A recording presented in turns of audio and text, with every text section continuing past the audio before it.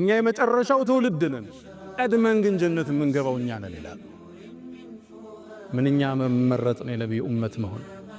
ከሳቸው ኡመት ውስጥ 70,000 ሰዎች አሉ ያለ ሒሳብ ጀነት የሚገቡ ከቀብር ወደ ጀነት። ሒሳብ የለ፣ ሚዛን የለ፣ ውቁፍ የለ። እነሱ ከገቡ በኋላ ጀነት ተዘግቶ ወደ ምርመራ የሚጀመር ከዛ በኋላ 70,000 አንዴ ሰሃቦቹ ጋር ቁጭ ብለው የጀነት 1/4ኛው ትሆናላችሁ አሏቸው። ቃሉ ሰሃቦቹ ምን ይላል? ፈከበርና አላሁ አክበር አለና። ከዛም 2/3ኛ ትሆናላችሁ አሉና።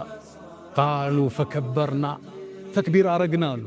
ከዛም ወአርጁ አን ተኩኑ ሸጥረ ሚን አህሊል ጀና አሉና። ከጀነት ነዋሪዎች ግማሹ ትሆናላችሁ እየጠብቃለሁ አሉ። ተክቢር አደረግን ይላሉ ሰሃቦች።